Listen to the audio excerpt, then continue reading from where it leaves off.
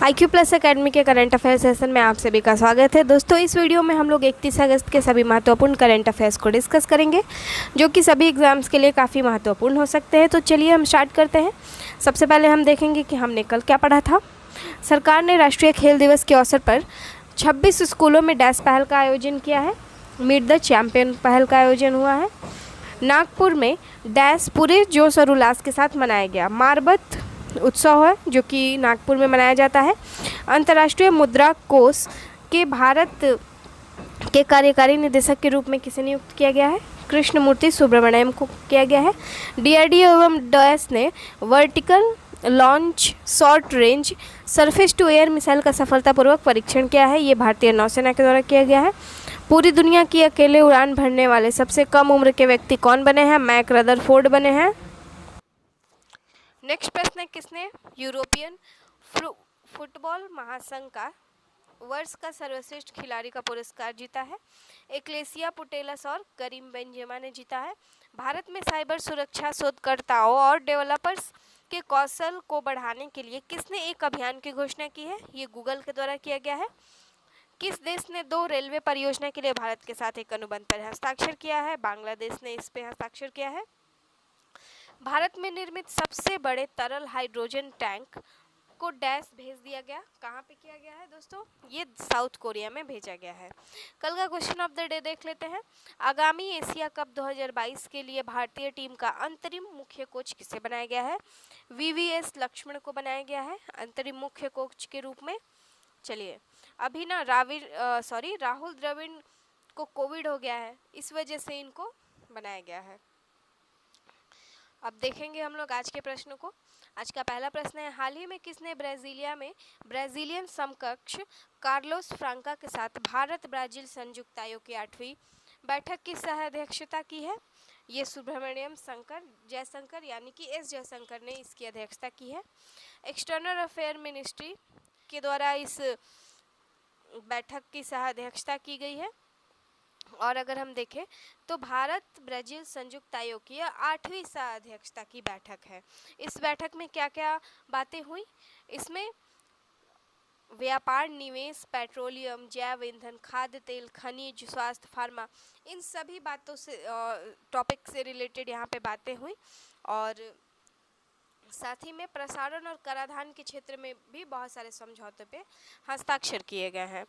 अब आइए दोस्तों हम देख लेते हैं यहाँ पे अभी हाल ही में ना पराग्वे में, यहाँ पे देख लेते हैं पराग्वे में महात्मा गांधी के एक स्टैचू, एक प्रतिमा का अनावरण किया गया S जयशंकर के द्वारा। वहीं अगर हम यहाँ पे पीयूष गोयल के बारे में देखें, पीयूष गोयल के बारे में देखते हैं तो इन्होंने बेल्जियम की राजधानी ब्रुसेल्स में ना मैंगो फेस्टिवल का आयोजन किया था। राजनाथ सिंह ने क्या किया? अभी हाल ही में ना दोस्तों एससीओ का सम्मेलन हो रहा है। ये कहाँ हो रहा है? उज्बेकिस्तान के ताशकंद में हो रहा है। और यहाँ पे रक्षा मंत्रियों की बैठक हुई जिसमें भाग लिया था भारत की तरफ से राजनाथ सिंह ने। साथ ही ओम बिरला के बारे में अगर देखें तो इनके द्वारा अभी हाल ही में 65th राष्ट्रमंडल संसदीय सम्मेलन में भाग लिया गया है। और ये कहाँ आयोजित किया गया था? कनाडा में आयोजित किया गया था। और अगर एक स्पेसिफिक नाम देखें, कनाडा के हैलिफैक्स में किया गया इसका आयोजन। चलिए, अब इसी दौरान ना जब वो कनाडा की यात्रा कर रहे थे तो उनके द्वारा मैक्सिको की भी यात्रा की गई। और यहाँ पे उन्होंने पांडुरंग खान खोजे और साथ ही में स्वामी विवेकानंद जी की प्रतिमा का अनावरण किया यहाँ पे। या देखते हैं अपने अगले प्रश्न को। हमारा नेक्स्ट है, मध्य प्रदेश और झारखंड में डैश फीवर से कई सुअरों की मौत हो गई। तो दोस्तों, जो सुअर या फिर ऐसे कुछ पशु होता है ना, उनमें अफ्रीकन स्वाइन फ्लू एक तरह की बीमारी होती है जो कि अक्सर देखी जाती है। अभी हाल ही में मध्य प्रदेश और झारखंड में अफ्रीकन स्वाइन फीवर के कारण कई सुअरों की मौत हो गई। पंजाब में पटियाला शहर के बांडू नगर क्षेत्र और फतेहगढ़ साहिब में मंडोफल गांव में अफ्रीकन स्वाइन फीवर से प्रभावित राज्य घोषित किया गया है और पंजाब सरकार ने इसे नियंत्रण क्षेत्र के रूप में अधिसूचित किया है। अब हम देखें अगर कि अफ्रीकन स्वाइन फीवर होता क्या है, तो यह एक वायरल रोग है जो कि घरेलू और जंगली सुअर दोनों को प्रभावित करता है, लेकिन मनुष्यों के लिए ये हानिकारक नहीं होता है, मतलब कि ये मनुष्य में नहीं हो पाता है। अगर कोई जानवर में स्वाइन फीवर हुआ है ना, तो दूसरों को मतलब दूसरे सुअरों को भी ये प्रभावित कर सकता है, तो काफ़ी डेंजरस बीमारी है। इसके खिलाफ अभी कोई भी टीका वैक्सीन नहीं बनाया गया है। यह पहली बार कब देखा गया था? 1920 में अफ्रीका में पाया गया था। एशिया में इसका जो पहला केस देखा गया था ना, वो 2018 में चीन में किया गया था। चलिए, यह सुअरों में ही होता है दोस्तों। अब देख ले, यहाँ पे कुछ ऑप्शंस को देख लेते हैं। तो टोमेटो फीवर, ये केरला में फैला हुआ था। इसके अलावा अगर हम यहाँ पे देखें तो टोमेटो फीवर इसकी वजह से क्या होता है दोस्तों, ये एक हैंड फुट माउथ डिजीज़ है। तो इसके वजह से ना लाल लाल चकत्ते जैसे हो जाते हैं, तो इस वजह से इसे टोमेटो फ्लू कहा जाता है। ये टोमेटो से रिलेटेड नहीं है, ऐसा नहीं है कि टमाटर बहुत ज़्यादा खा लिए तो हो गया, ऐसा कुछ नहीं है। अब हम यहाँ पे मंकी पॉक्स के बारे में देखें तो पता ही है आप लोगों को कि अभी मंकी पॉक्स को WHO के द्वारा ग्लोबल हेल्थ इमरजेंसी घोषित किया गया है।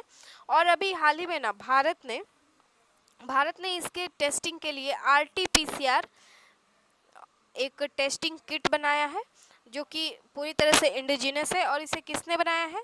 इसे ट्रांस एशिया बायोमेडिकल के द्वारा बनाया गया है। तो ये आप याद रखिएगा, ये नाम याद रखिएगा, एग्जाम्स में पूछा जा सकता है। अब लम्फी डिजीज़ दोस्तों, देखिए लम्फी डिजीज़ में क्या होता है ना, जैसे कि मनुष्यों में चेचक होता है ना, उसी तरह से ये गाय वगैरह में लम्फी डिजीज़ हो जाता है। वैसे ही ऐसे ऐसे दाने चकते चकते हो जाते हैं। तो अभी हाल में ना ये भी बहुत ज़्यादा फैला हुआ था, तो न्यूज़ में इस वजह से था क्योंकि पंजाब गवर्नमेंट ने ना पहले से ही इसके लिए कुछ वैक्सीन मंगाई थी और अपने गायों को देने के दिया था, तो इस वजह से ये थोड़ा सा न्यूज़ में रहा था। चलिए, अब हम देख लेते हैं अपने अगले प्रश्न को। डैश ने पहली बार ताइवान डल जमरू मध्य के सैन्यीकरण का उल्लेख किया। तो किसने पहली बार ये किया?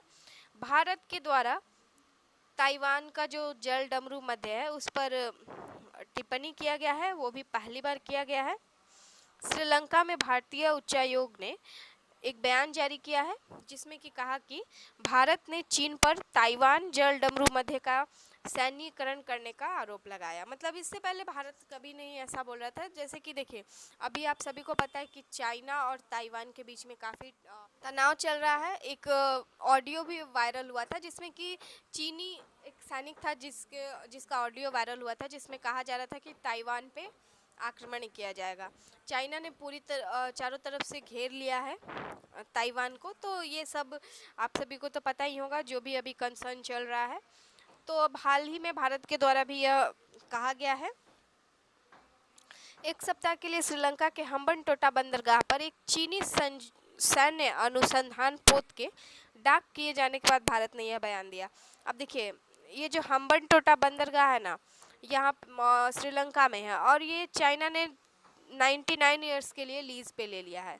ऐसा क्या करता है ना चाइना, पहले तो कर्ज देता है और जब देश कर्ज नहीं चुका पाते हैं तो वहाँ की चीज़ों को वो हड़पने लगता है। तो इसी तरह का कुछ किया गया था हम्बनटोटा बंदरगाह के साथ। चलिए, भारत के द्वारा ना 1949 का एक चीन नीति का पालन किया गया है और भारत ने ताइवान के साथ भी व्यापार और संस्कृति बनाए रखा है। इसके अलावा अगर हम देखें तो भारत ने 2008 के बाद अपने जो भी आधिकारिक बयान थे इसमें इस नीति का जिक्र करना बंद कर दिया था। अब आइए हम देखते हैं यहाँ पे कि ताइवान जल डमरू मध्य होता क्या है। देखिए, ये है ताइवान स्ट्रेट, आप देख सकते हैं यहाँ पे। स्ट्रेट का मतलब क्या होता है? जब दो बड़े बड़े महासागरों को जोड़ता है उसको ही जल डमरू मध्य या स्ट्रेट ऐसे बोला जाता है। ये चाइना है, चाइना का पार्ट है, और ये है ताइवान, आप यहाँ पे देख सकते हैं।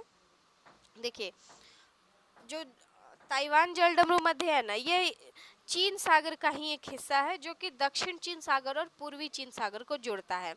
इसका जो रेंज है वो 180 किलोमीटर का है, जो कि ताइवान को एशिया महाद्वीप से अलग करता है। यहाँ पे आप देख सकते हो, ये रहा एशिया महाद्वीप, ये वाला जो एरिया है चाइना वाला, और उसके बाद ये ताइवान स्टेट अलग कर रहा है ताइवान को एशिया महाद्वीप से। तो आप समझ सकते होंगे इससे।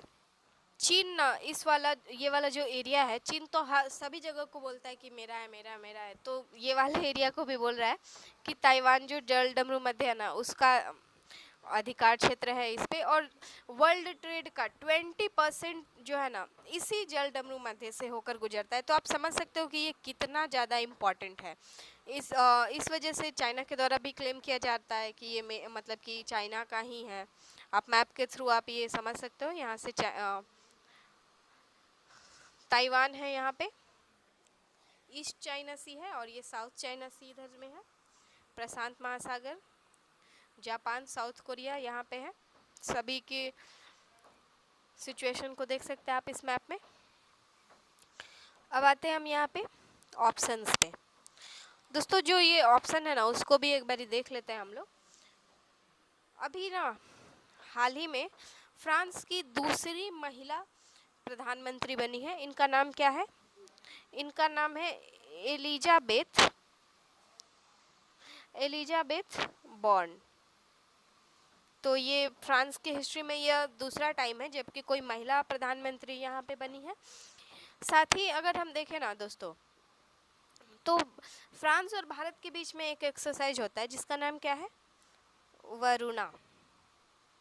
तो ये आप याद रखेंगे कि वरुणा एक्सरसाइज जो होता है ना वो भारत और फ्रांस के बीच में होता है। अब बात आती है रसिया की। तो यहाँ पे हम देख सकते हैं रसिया के बारे में। दोस्तों रसिया ने ना विश्व पर्यटन संगठन यानी यूनाइटेड नेशन का जो WTO है ना, ये WTO से ट्रेड नहीं है। यहाँ पे आप ट्रेड नहीं समझेंगे, यहाँ पे ट्रैवलिंग समझ सकते हो। तो जो इस संगठन से ना रसिया ने हटने का निर्णय लिया है। तो ये काफ़ी इस वजह से न्यूज़ में था। इसके अलावा तो रसिया भारत का 3rd क्रूड ऑयल सप्लायर है, ये आप सभी को पता ही होगा। चलिए, इसके अलावा UNHCR में रसिया के जगह पे कौन सा देश था? चेक रिपब्लिक आया था। चलिए अमेरिका का देखें तो अमेरिका के द्वारा अभी हाल ही में हेल्थ और क्लाइमेट चेंज से रिलेटेड एक बिल पास किया गया था। राइट टू रिपेयर बिल भी पास करने वाला अमेरिका दुनिया का पहला देश बन गया है। चलिए अब हम देखेंगे अपने अगले प्रश्न को। हमारा नेक्स्ट प्रश्न है 28वां अबू धाबी मास्टर शतरंज टूर्नामेंट किसने जीता है? तो दोस्तों इसको जीता गया है अर्जुन एरिगैसी के द्वारा। अर्जुन एरिगैसी ने इस खिताब को जीता है।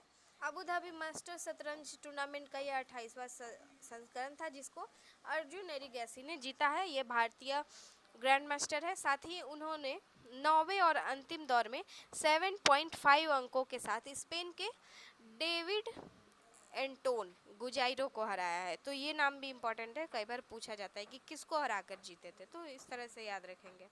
अगर हम देखें तो लाइव रेटिंग लिस्ट में अर्जुन एरिगैसी भारत में तीसरे स्थान पे है और ये तेलंगाना राज्य से बिलोंग करते हैं। इन्होंने 2018 में पहली बार मतलब ग्रैंड मास्टर बने थे। इसके अलावा देखें तो ये भारत के 54 नंबर के ग्रैंड मास्टर हैं। तेलंगाना राज्य से पहली बार मतलब यही बने थे। अब यहाँ पे ना हम कुछ देख लेते हैं शतरंज से रिलेटेड कुछ पॉइंट्स को। अगर हम देखें यहाँ पे दोस्तों तो इसके ऑप्शंस को देख लेते हैं। वंतिका अग्रवाल कौन है? इनके द्वारा राष्ट्रीय महिला ऑनलाइन शतरंज का खिताब जीता गया है। राष्ट्रीय महिला ऑनलाइन शतरंज का जो खिताब जीता गया है ना वो वंतिका अग्रवाल के द्वारा ही जीता गया है। अब यहाँ देखिए आर प्रज्ञानंद, तो इनके बारे में तो सभी जानते हैं। मैक्सन कार्लसन जो कि वर्ल्ड के नंबर 1 खिलाड़ी हैं और इनको आर प्रज्ञानंद ने ना 2 बार हरा दिया है, तो ये काफ़ी बड़ी उपलब्धि है। इसके अलावा यहाँ पे अभिमन्यु मिश्र के बारे में देखें तो दोस्तों ये दुनिया के सबसे कम उम्र के ग्रैंड मास्टर बने हैं। विश्व के सबसे युवा ग्रैंड मास्टर अभिमन्यु मिश्र ही बने हैं। इसके अलावा कुछ और पॉइंट्स को देख लेते हैं इससे रिलेटेड। दोस्तों एक स्पार्क्सन ट्रॉफी है, स्पार्क्सन ट्रॉफी, तो ये ना शतरंज से ही रिलेटेड है। जो इसका 2021 में इसको आयोजित किया गया था ना, उसे किसने जीता था? विश्वनाथन आनंद ने ही जीता था, तो ये याद रखिएगा आप। अब देख लें यहाँ पे एक गेलफैंड चैलेंज होता है, गेलफैंड चैलेंज, ये भी शतरंज से ही रिलेटेड है। ये चैलेंज लिखा है मैंने, गेलफैंड चैलेंज 2021 में इसको आयोजित किया गया था, जिसमें डी गुकेश ने इसको जीता था। किसने जीता था? डी गुकेश। चलिए अब हम देखेंगे नेक्स्ट कुछ। भारत के 75वें ग्रैंड मास्टर कौन है दोस्तों, जो अभी हाल ही में बने हैं? 75th वी प्रणव है, वी प्रणव, तो याद रखेंगे सभी पॉइंट्स को। चलिए अब हम अपना अगला प्रश्न देखते हैं। किसके द्वारा आर्टिमस 1 मिशन को लॉन्च किया गया है? तो ये तो पता ही होगा आप सबको, क्योंकि मैंने इसके बारे में पहले भी बताया है आप लोगों को। नासा के द्वारा इस मिशन को लॉन्च किया गया है। 29 अगस्त 2022 को इसे लॉन्च किया गया और अंतरिक्ष यान को चंद्रमा की यात्रा करने, कुछ छोटे उपग्रहों को तैनात करने और फिर कक्षा में स्थापित करने के लिए निर्धारित किया गया है। आर्टिमस 1 नए स्पेस लॉन्च सिस्टम की पहली उड़ान करने जा रही है। यह अब तक का सबसे शक्तिशाली रॉकेट इंजन होगा, जो अपोलो सैटर्न वी सिस्टम से भी अधिक शक्तिशाली होगा। आप देख सकते हैं इसके पिक्चर को यहाँ पे। चलिए अब कुछ यहाँ पे ना पॉइंट्स को देख लेते हैं, जैसे कि दोस्तों EAC क्या मतलब EAC किस देश की है? ये यूरोपियन स्पेस एजेंसी है। एग्जाम्स में ये भी पूछे जाते हैं। एक बार ना फ्रांस की स्पेस एजेंसी के बारे में पूछा गया था BPSC के एग्ज़ाम में, तो वो आप याद रखेंगे, इस वजह से याद रखना जरूरी है। तो ESA यूरोपियन स्पेस एजेंसी को कहा जाता है और इनविजन इसका एक मिशन है, आप कह सकते हैं इनविजन मिशन। तो ये किस लिए है दोस्तों? शुक्र ग्रह पर इनका फर्स्ट ऑर्बिटर भेजा जाएगा इनविजन के थ्रू ही। ये यूरोपियन स्पेस एजेंसी का है। अब आते हैं हम यहाँ पे इसरो के बारे में अगर हम देखें ना, तो हमारा चंद्रयान 2 जो था ना, चंद्रयान 2 के द्वारा अभी हाल ही में सोलर प्रोटॉन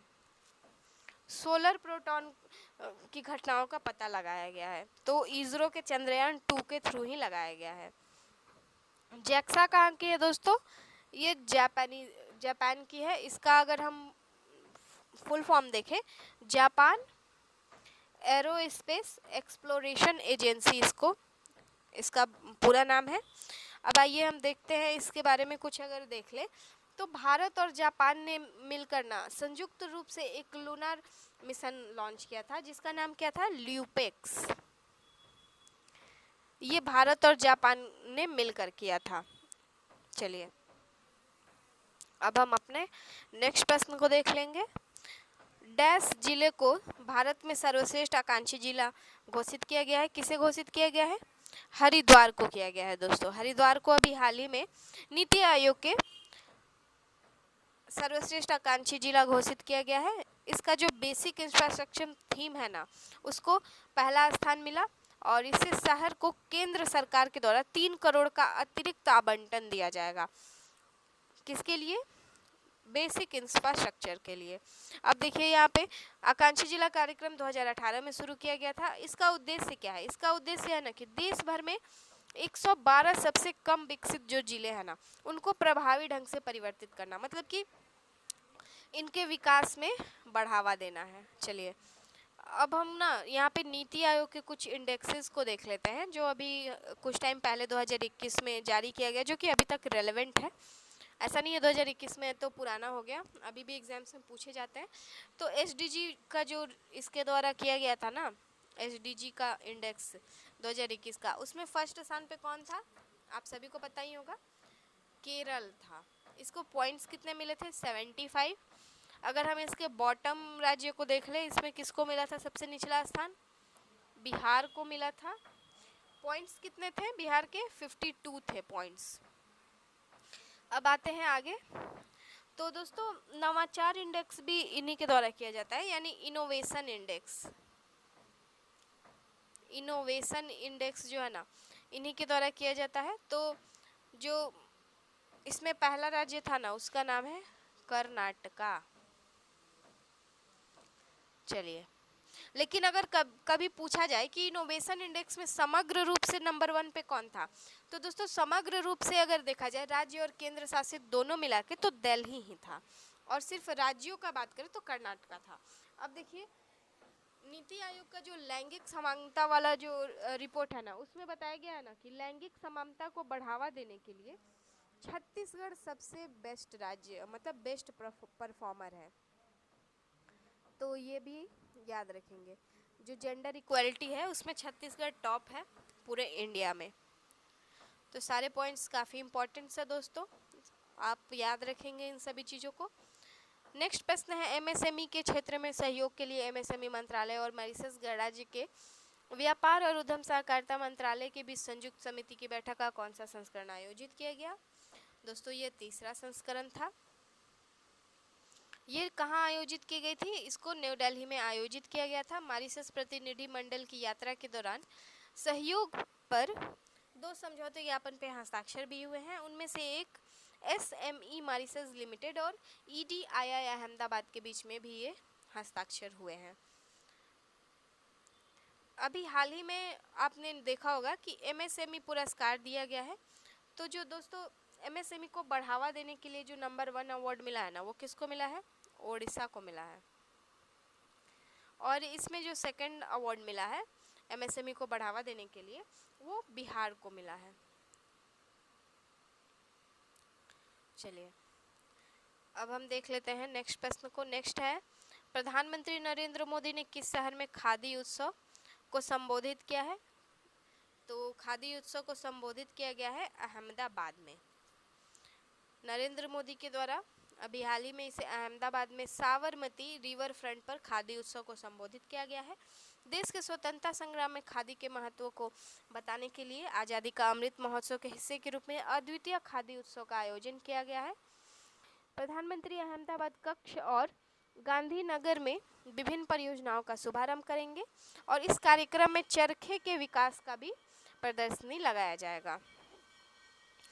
तो यहाँ समझ सकते हैं आप लोग, खादी का बहुत ही ज़्यादा इम्पोर्टेंस है। अच्छा, इंदौर में किस चीज़ का आयोजन किया जा रहा है अभी? 17वां प्रवासी दिवस। 17वां प्रवासी दिवस का आयोजन किया जाएगा इंदौर में। इसके अलावा राजगीर में अभी कुछ टाइम पहले आयोजित किया गया था 6ठा अंतर्राष्ट्रीय धम्म सम्मेलन। एक मिनट, 6ठा अंतर्राष्ट्रीय धम्म सम्मेलन का जो आयोजन हुआ था ना, उसको राजगीर में ही किया गया था। अब हैदराबाद में क्या आयोजित किया गया था दोस्तों? विंग्स इंडिया 2022 को हैदराबाद में आयोजित किया गया था। Wings India. तो ये सारे पॉइंट्स याद रखेंगे आप। आइए अब हम देखते हैं अपने अगले प्रश्न को। स्वच्छ गंगा के लिए राष्ट्रीय गंगा मिशन किसके बीच हाइब्रिड इम्यूनिटी मोड के तहत आगरा के सीवेज उपचार संयंत्रों को विकास करने के लिए एक समझौते ज्ञापन पर हस्ताक्षर किया गया है? तो उत्तर प्रदेश जल निगम और विश्व राज्य पर्यावरण, इन दोनों में यानी कि ऑप्शन नंबर सी यहाँ पे राइट होगा, दोनों में ही यह समझौता हुआ है। राष्ट्रीय स्वच्छ गंगा मिशन, उत्तर प्रदेश जल निगम और विश्व राज्य पर्यावरण के बीच में एक त्रिपक्षीय समझौते पर हस्ताक्षर हुआ है। हाइब्रिड इम्यूनिटी मोड या के तहत में आगरा के लिए सीवेज उपचार संयंत्रों का विकास किया जाएगा। साथ ही यमुना में प्रदूषण का कारण बनने वाले मौजूदा सीवेज समस्याओं को भी प्रति इस पे काम किया जाएगा। तो यमुना नदी को तो देखा ही होगा आप लोगों ने, कितना ज़्यादा पॉल्यूटेड हो गई है। कुछ टाइम पहले वहाँ पे छठ पूजा का एक जो तस्वीर आया था, पूरी तरह से ऐसा लगता था जैसे कि कोई बर्फ़ में खड़े होके छठ पूजा मना रहा है, लेकिन ऐसा बिल्कुल भी नहीं था। वहाँ पे जो भी था ना, वो केमिकल्स की वजह से जो झाग हो गए थे उसकी वजह से, मतलब हम देख सकते हैं कितना ज़्यादा पॉल्यूटेड हो गया है अभी। अब ना यहाँ पे हम देख लेते हैं कुछ पॉइंट्स को जो गंगा मिशन से संबंधित है। तो दोस्तों ना, राष्ट्रीय स्वच्छ गंगा मिशन जो है ना, राष्ट्रीय स्वच्छ Ganga mission Guinness book of world record में शामिल किया गया है। साथ ही नमामि गंगे जो है ना, नमामि गंगे का शुभंकर किसे चूज़ किया गया है? यहाँ पे बच्चों को यहाँ पे आकर्षित करने के लिए नमामि गंगे का शुभंकर चाचा चौधरी, जो कॉमिक बुक में आपने पढ़ा होगा, चाचा चौधरी, इनको बनाया गया है शुभंकर। हर साल 29 अगस्त को विश्व स्तर पर परमाणु परीक्षण के खिलाफ अंतर्राष्ट्रीय दिवस मनाया जाता है। इस दिन का उद्देश्य है कि परमाणु हथियार परीक्षण, विस्फोट या किसी अन्य परमाणु विस्फोटक के प्रभाव के रूप में जागरूकता बढ़ाया जाए।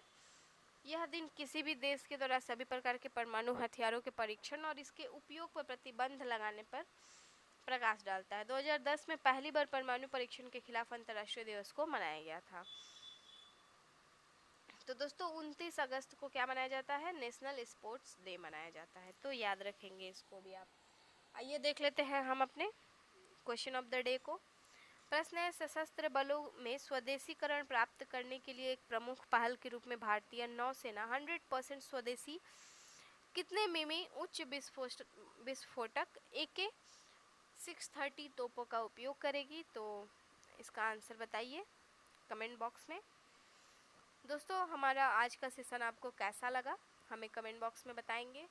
साथ ही आपने अभी तक अगर चैनल को सब्सक्राइब नहीं किया है तो प्लीज़ करके चैनल को सब्सक्राइब कर लेंगे, बेल आइकन को दबा देंगे। अगर वीडियो पसंद आते हैं तो लाइक करिए, कमेंट करके हमें बताइए जो भी आपका सजेशन है हमारे लिए। साथ ही अगर अच्छा नहीं लगता है तो भी बता सकते हैं आप लोग, ताकि हम सुधार करें। चलिए दोस्तों, मिलते हैं आपसे नेक्स्ट डे। धन्यवाद। जय हिंद।